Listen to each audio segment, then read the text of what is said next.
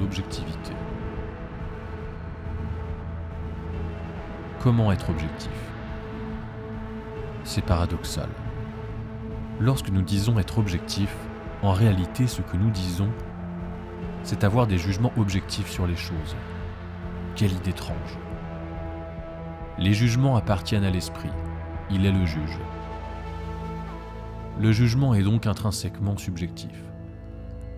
En effet, le subjectif, c'est ce qui relève de la perception des phénomènes par un sujet. Prenons l'exemple des étoiles que nous percevons le soir.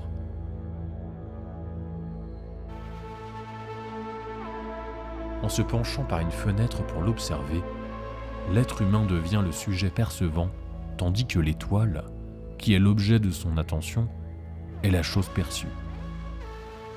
C'est de ce que l'esprit va percevoir de l'étoile que naîtra la subjectivité. Car chaque esprit humain peut la percevoir de façon différente.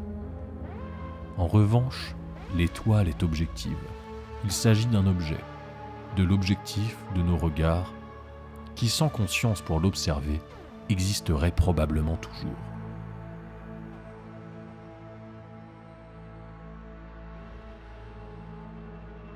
Être objectif, c'est juger la chose perçue telle qu'elle est réellement au-delà des sens. Mais cela semble être un idéal inaccessible.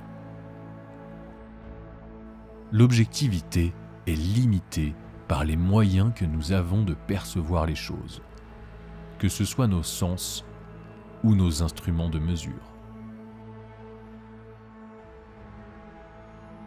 Il est surprenant de remarquer que l'objectivité varie en fonction des époques et de la géographie. Ce qui peut sembler objectif à une époque ne le sera pas à une autre, et ce qui peut sembler objectif dans un pays ne le sera pas nécessairement dans un autre. Par là, nous comprenons que l'objectivité est subjective. Cela peut sembler paradoxal, mais en réalité, lorsque nous parlons d'objectivité, c'est bien d'avoir un jugement objectif dont nous parlons. Or, un jugement est par nature subjectif. L'objectivité existe-t-elle ou n'est-elle qu'un idéal ? L'objet en dehors de l'esprit qui le perçoit semble être une réalité. Cependant, comment prouver son existence ? Il faudrait que l'être humain aille voir dans le monde en sortant de son esprit. Mais cela est impossible, n'est-ce pas ?